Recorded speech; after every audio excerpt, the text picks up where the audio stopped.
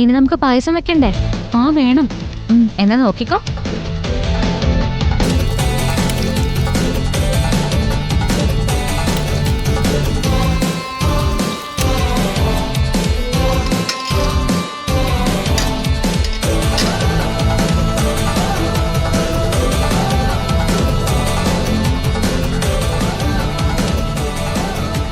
അതെ, പായസം ഒരുപാട് വെന്തുപോകാൻ പാടില്ല. അത് തിളയ്ക്കുമ്പോ നീ ക്യാമറ അങ്ങോട്ട് കാണിക്കണേ. ആ ശരി ചേച്ചി.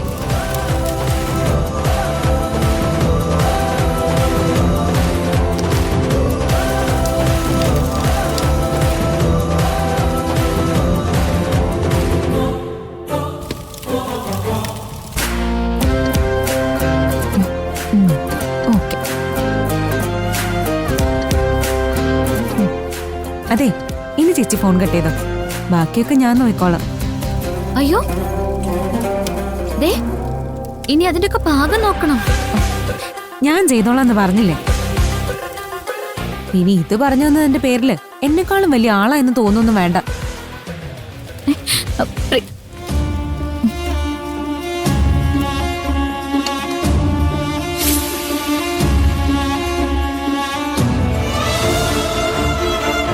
അറിയാതെയാണെങ്കിലും അദ്ദേഹത്തിന്റെ പിറന്നാളിന് ഞാൻ എല്ലാം പാചകം ചെയ്തു. കഴിക്കാൻ സമയത്ത് ആ പൂതനകളൊക്കെ വരട്ടെ, ഞാൻ കാണിച്ചു കൊടുക്കാം.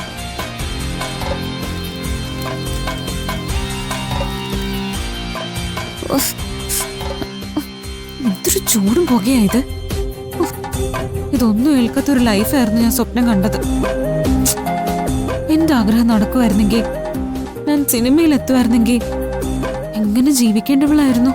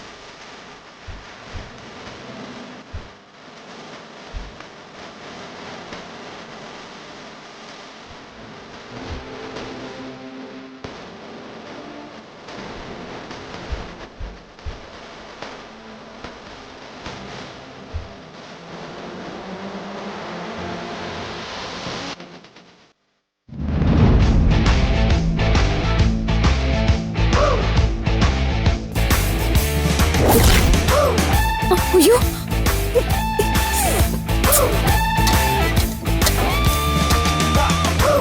അയ്യോ,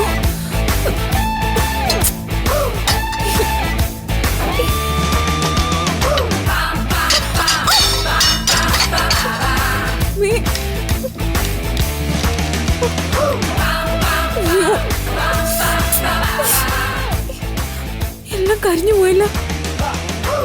എങ്ങനെ അവരുടെ മുന്നിൽ വിളമ്പും?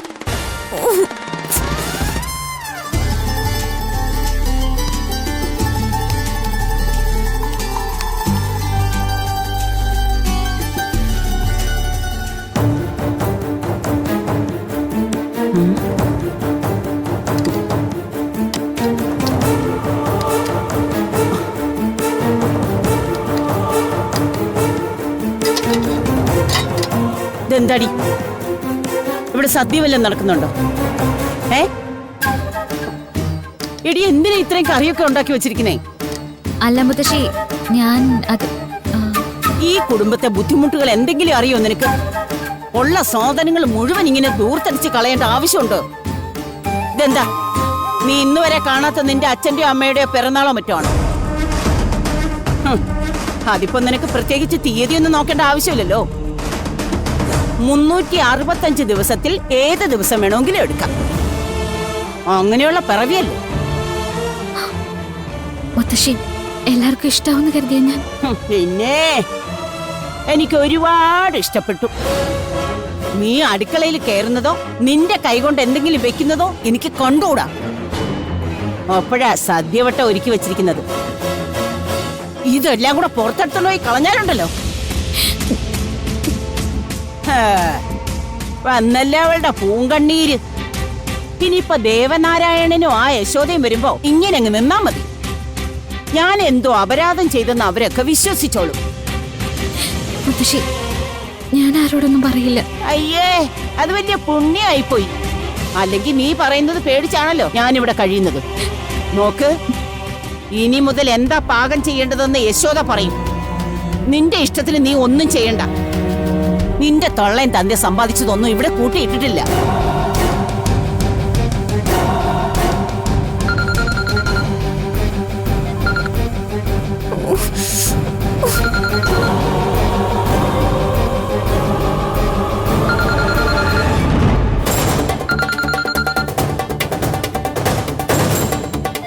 ആരാടി ഫോണില്? നിന്നോട് ആരാ പറഞ്ഞ ഫോൺ എടുക്കാൻ? അത് പ്രിയ. വേണ്ട വേണ്ട, അങ്ങനെ നുണ പറഞ്ഞ് നീ എന്നെ പറ്റിക്കണ്ട. ഫോൺ എന്താണ്?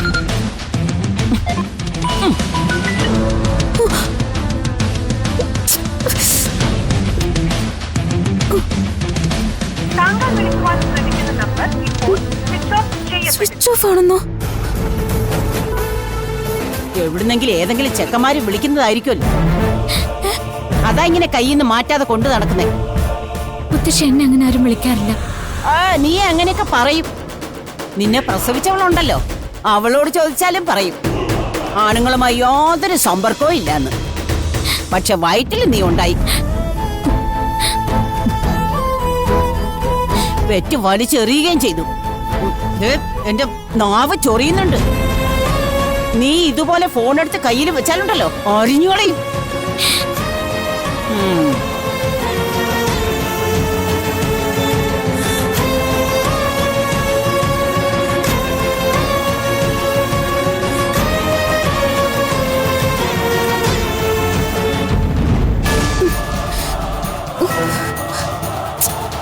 ഞാൻ നേരത്തെ അങ്ങനെ പറഞ്ഞതുകൊണ്ടാവും ഫോൺ സ്വിച്ച് ഓഫ് ചെയ്തത്.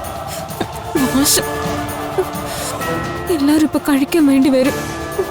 എന്തെടുത്ത് കൊടുക്കാനാ?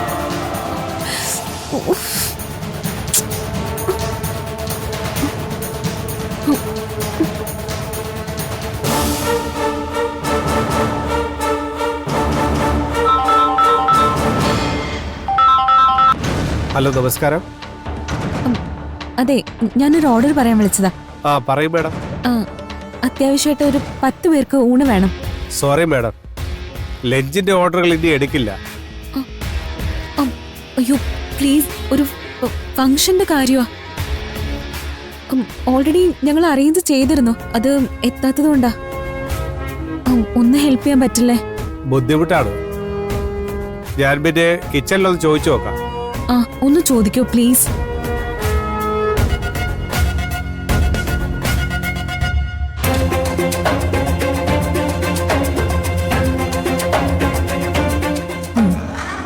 തമ്പുരാട്ടിയുടെ പാചകം ഏതുവരെ ആയിന്നൊന്നും അറിയണമല്ലോ.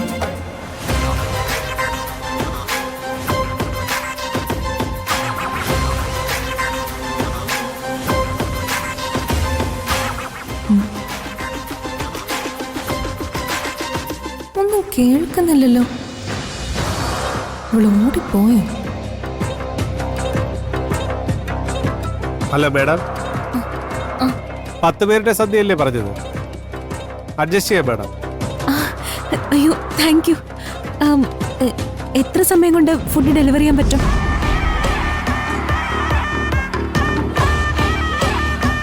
സ്ഥലം പറയൂ മാഡം. ശ്രീകൃഷ്ണപുരത്താ. ഹൈവേന്ന് കട്ട് ചെയ്ത് ഒരു 500 മീറ്ററേ ഉള്ളൂ. കണിമംഗലം തറവാട്. ഓക്കെ, ഞാൻ അഡ്രസ് ഒന്ന് എഴുതട്ടെ, മാഡം പറഞ്ഞോളൂ. ആ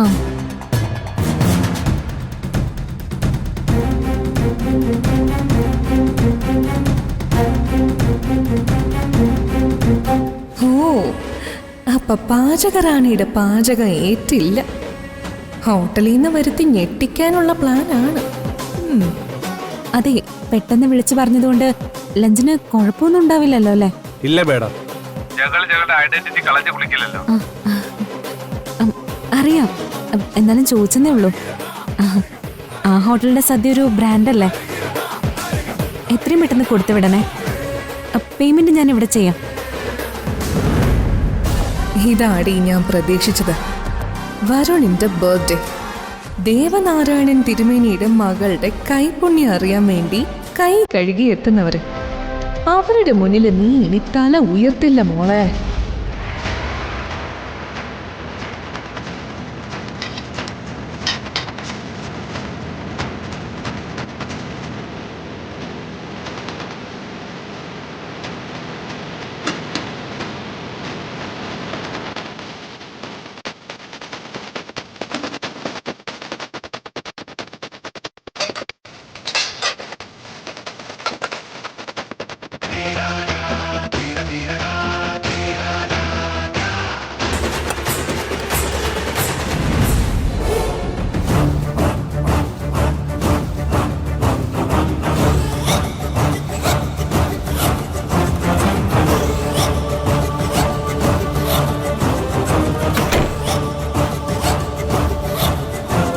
എന്തുപറ്റി? ആ, ഞാനേ പ്രിയങ്കയുടെ സദ്യവട്ടങ്ങൾ കാണാൻ പോയതാ. എന്നിട്ട് ഹോ, എത്രമാത്രം കറികളാണെന്നോ. അതിന്റെ നിറം കണ്ടാൽ തന്നെ കൊതിയാവും. സത്യമാണോ? അവക്കൊന്നും അറിയില്ലെന്ന് പറഞ്ഞിട്ട്? എന്റെ ചേറിയമ്മേ, ഉണ്ണാനിരിക്കുന്നവരുടെ മുമ്പില് വിളമ്പാൻ പാത്രങ്ങളിലൊക്കെ കുറച്ച് കരിക്കട്ടകൾ മാത്രമേ ഉള്ളൂ. അവളൊന്നും ഉണ്ടാക്കിയിട്ടില്ല. അപ്പൊ ഉച്ചയ്ക്ക് കഴിക്കാന് അവള് ഹോട്ടലിൽ നിന്ന് ഫുഡ് ഓർഡർ ചെയ്തിട്ടുണ്ട്. അതും നല്ലൊരു ഹോട്ടലിൽ നിന്ന്. അത്രയും നല്ല സ്ഥലത്ത് ഭക്ഷണമാണ് അവള് മേശപ്പുറത്ത് വിളമ്പുന്നെങ്കിൽ അവളെ എല്ലാരും അഭിനന്ദിക്കും, അല്ലേ? പിന്നെ ആ ഹോട്ടലിലെ ഭക്ഷണം ബെസ്റ്റ് അല്ലേ? അതിനെ എന്തൊക്കെ റിസ്ക് ഉണ്ട് ഗൗതം. ഓർഡർ ചെയ്ത ആ ഹോട്ടലിൽ നിന്ന് ഭക്ഷണം നമ്മുടെ വീട്ടിലെത്തണം. ആരും അറിയാതെ അവളതൊക്കെ വാങ്ങിക്കണം, അടുക്കളയിൽ എത്തിക്കണം. എന്നിട്ട് നമുക്കതൊക്കെ വിളമ്പി തരണം. ഇതിനിടയില് എവിടെയെങ്കിലും ഒന്ന് പാളിപ്പോയാ അവൾ എന്ത് ചെയ്യും? പാവം കുട്ടി. കൽപ്പനയ്ക്ക് ഇപ്പൊ എന്താ വേണ്ടത്? ആ ഭക്ഷണം ഇവിടെ എത്താൻ പാടില്ല, അല്ലേ? അതെ, ആ ഭക്ഷണം കണിമംഗലത്ത് വരാൻ പാടില്ല. ഉച്ച നേരത്തെ കൈ കഴുകി ഭക്ഷണം കഴിക്കാൻ ഇരിക്കുന്നവർക്ക് ശൂന്യതയിൽ നിന്ന് അവൾ എന്ത് വിളമ്പാനാ? പിന്നെ വേറൊരു മാർഗമുണ്ട്. അങ്ങനെ ഒരു നാണക്കേടിന് നിൽക്കാതെ അവൾക്ക് ഇവിടുന്ന് സ്ഥലം വിടാം. ഫുഡിന്റെ കാര്യം ഞാൻ ഏറ്റു, അത് ഇങ്ങോട്ടെത്തില്ല. ഇതിനു മുമ്പ് ഏറ്റെടുത്ത കാര്യങ്ങളൊക്കെ കോളമാക്കി കൈ തന്നിട്ടുണ്ട്. ഈ കാര്യം ഗൗതമിനെ കൊണ്ട് നടക്കില്ലെങ്കിൽ കൃത്യമായിട്ട് പറയണം. ഞാൻ വേറെ ആളെ കണ്ടെത്തിക്കോളാം. ഇവിടെ എനിക്ക് ജയിക്കാൻ ഒരു അവസരം താ, ഞാനൊന്ന് നോക്കട്ടെ. അല്ല കൽപ്പനെ, നമ്മൾ എന്തിനാ ഈ ഭക്ഷണം തടയുന്നത്? നേരെ അടുക്കളയിലേക്ക് ചെന്ന് ചേച്ചിക്കും അമ്മയ്ക്കും ആ ഭക്ഷണം ഒന്ന് കാണിച്ചു കൊടുത്താ പോരെ? ഇപ്പൊ നമ്മൾ ചെന്ന് വിളിച്ചാലേ മുത്തശ്ശി എന്താ പറയാ? അടുക്കളയിൽ ആരും കേറണ്ടെന്ന് പ്രിയങ്ക പറഞ്ഞിട്ടുണ്ടെന്ന്. അതെന്തായാലും തെറ്റിക്കുന്ന ഒരു പ്രശ്നവുമില്ല. മാത്രമല്ല നമ്മളെല്ലാരും സംശയ രോഗികളാണെന്ന് പറയും. എന്തിനാ ചെറിയമ്മേ, നമ്മള് കഷ്ടപ്പെടേണ്ട ഒരു കാര്യമില്ല. അല്ലാതെ തന്നെ അവള് ജയിപ്പിച്ചോളും. എല്ലാം കഴിഞ്ഞ് എനിക്ക് അമ്മയുടെ മുഖം ശരിക്കൊന്ന് കാണണം. വരുണിന് പ്രിയങ്ക ആദ്യമേ ഇഷ്ടമല്ല. സ്വന്തം പിറന്നാൾ അലങ്കോലം ആക്കിയതിന്റെ ദേഷ്യം കൂടെ ആകുമ്പോ എപ്പോ വേണമെങ്കിലും അവരുടെ ദാമ്പത്യ ബന്ധത്തില് ഒരു പൊട്ടിത്തെറി സംഭവിക്കാം. ദേവനാരായണൻ തിരുമേനിയുടെ വീട്ടിൽ നിന്നും കൊണ്ടുവന്ന കിടാവിളക്ക്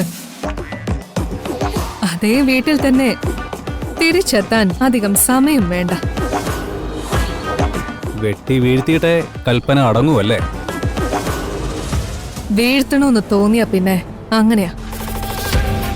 അത് കഴിഞ്ഞേ കൽപ്പന ഉറങ്ങും.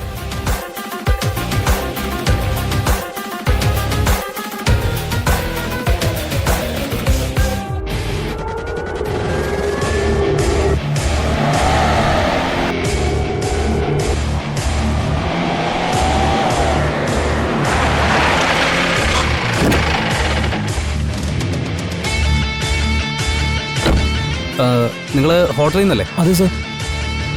കണിമംഗലത്തേക്കുള്ള ഫുഡ് ഓക്കെ അല്ലേ? അതെ, ഓക്കെ ആണല്ലോ. സോറി, എൻ്റെ വൈഫ് ഓർഡർ ചെയ്തിരുന്നേ. ഞാൻ നിങ്ങളെ കാണാതെ തിരഞ്ഞിറങ്ങിയതാ. ലേറ്റ് ആയിട്ടല്ലേ സർ ഓർഡർ ചെയ്ത്? ഞങ്ങളുടെ ഭാഗത്തെ മിസ്റ്റേക്ക് ഒന്നുമല്ല. It's okay. അവിടെ ഒരു ഫംഗ്ഷൻ നടക്കുന്നുണ്ട്, തിരക്ക് കൂട്ടിയെന്നേ ഉള്ളൂ. Okay sir. ഫുഡ് വണ്ടിയിലേക്ക് വെക്കാം.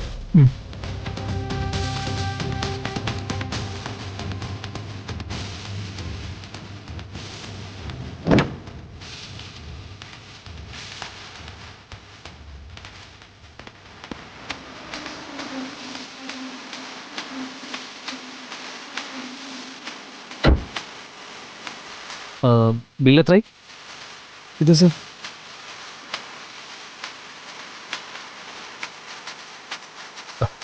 സർ ചേഞ്ച് ഉണ്ടാവോ? എൻ്റെ ക്യാഷ് കുറവായിരുന്നു.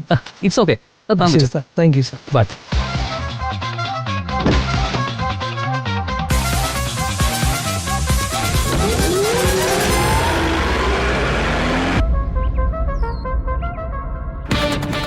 എന്തായാലും പ്രിയങ്ക മോളോട് കാണിച്ചത് കടന്ന കൈയായിപ്പോയി അമ്മേ. ഇത്രയും കുറച്ച് സമയത്തിനുള്ളിൽ ഇത്രയും പേർക്ക് വെച്ചു വിളമ്പുക എന്ന് പറഞ്ഞാൽ അത് സാധാരണ കാര്യമാണോ? പ്രിയങ്കയ്ക്ക് അതൊക്കെ നിസ്സാരമല്ലേ? പ്രിയങ്ക തന്നെയാ എല്ലാവരോടും അടുക്കളയിൽ നിന്ന് പുറത്തു പോകാൻ പറഞ്ഞത്. അത്രയ്ക്ക് കോൺഫിഡൻസ് ഇല്ലാത്ത ഒരാള് അങ്ങനെ പറയൂ? അതെന്താ മോളെ അങ്ങനെ പറയാൻ കാരണം? അവളെ ഒന്ന് സഹായിക്കണമെന്ന് പറഞ്ഞപ്പോ ഉർവശിയും കൽപ്പനയും കൈയൊഴിഞ്ഞു. അപ്പൊ ആ കുട്ടിക്ക് ദേഷ്യം വന്നിട്ടുണ്ടാവും. തനിക്ക് എന്താ പറ്റിയത് ഉർവശി? അയ്യോ, ഉർവശിക്ക് ഇത്രയും മാരകമായ അസുഖം വന്നിട്ട് നീ അറിഞ്ഞില്ലേ? എന്താ അസുഖം? ഉർവശിയുടെ ഒരു കൈ വല്ലാതെ തരിക്കുന്നു. അനങ്ങാനും വയ്യ, കിടക്കാൻ പോകുന്നു എന്ന് പറഞ്ഞാ പോയത്. അസുഖം ഭേദമായാ പിന്നെ അവിടെ കിടക്കണ്ടല്ലോ. കൽപ്പനയ്ക്ക് അസുഖം വല്ലതും ഉണ്ടായിരുന്നു? എനിക്ക് ഒരു അസുഖവും ഇല്ല. ആഹാരം ഉണ്ടാക്കിയത് വിളമ്പിയിട്ട് ഇവിടെ ആരുടെയും ഗുഡ് സർട്ടിഫിക്കറ്റ് വാങ്ങേണ്ട ഒരു കാര്യവും എനിക്കില്ല. ഞാൻ സഹായിക്കില്ല. അതൊക്കെ ഇരിക്കട്ടെ. ആരെങ്കിലും പ്രിയങ്ക മോളോട് സഹായം വല്ലതും വേണോന്ന് ചോദിച്ചു നോക്ക്. എല്ലാവരും ഉണ്ടല്ലോ ഇവിടെ. പ്രിയങ്ക മോളെ,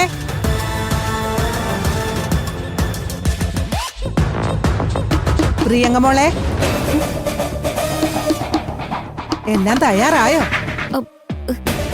ഈ ഒരു 10 മിനിറ്റ് കൂടെ മുത്തശ്ശി, ഞാനേ ഒരു സ്പെഷ്യൽ പായസം ഉണ്ടാക്കിക്കൊണ്ടിരിക്കുക. മോളെല്ലാം തനിച്ച് തന്നെ ചെയ്യണമെന്ന് നിർബന്ധമുണ്ടോ? അമ്മ വരും വേണമെങ്കിൽ. അയ്യോ വേണ്ട, എല്ലാം റെഡി ആയിട്ടുണ്ട്. ഞാൻ വിളിക്കാം മുത്തശ്ശി. ശരി മോളെ.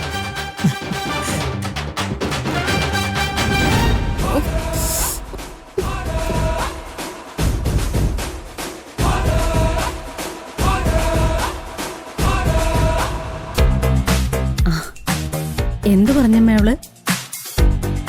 ചോറും കറികളും ഒക്കെ റെഡിയായി. എന്തോ സ്പെഷ്യൽ പായസം വെച്ചുകൊണ്ടിരിക്കുകയാണെന്ന്. മിടുക്കി. അതെ, ഭക്ഷണം കഴിക്കാനിരിക്കുമ്പോഴേ ഈ കുറ്റവും കുറവും കണ്ടുപിടിക്കാനിരിക്കരുത്. കഴിച്ചു കഴിഞ്ഞിട്ട് കൃത്യമായ അഭിപ്രായം പറഞ്ഞാൽ മതി. എന്താ വരണേ? എനിക്ക് ഈ ഗെയിമിൽ വലിയ താല്പര്യം തോന്നുന്നില്ല. പിന്നെ പിറന്നാൾ എൻ്റെ ആണല്ലോ എന്നോർത്ത് സഹിച്ചു നിൽക്കുന്നേ ഉള്ളൂ. പ്രിയങ്കയുടെ സ്വഭാവവും ആറ്റിറ്റ്യൂഡും വെച്ച് ഇതൊരു മത്സരമാണെങ്കിൽ പ്രിയങ്ക തന്നെ വിൻ ചെയ്യും. അതെനിക്ക് ഉറപ്പാണ്. ഹോട്ടലിൽ നിന്ന് വരുന്ന ഭക്ഷണവും കാത്ത് അവൾ ഇരിക്കാകത്ത്. ആ ഭക്ഷണത്തിന്റെ ശവസംസ്കാരം നടക്കുന്നുണ്ടാവും.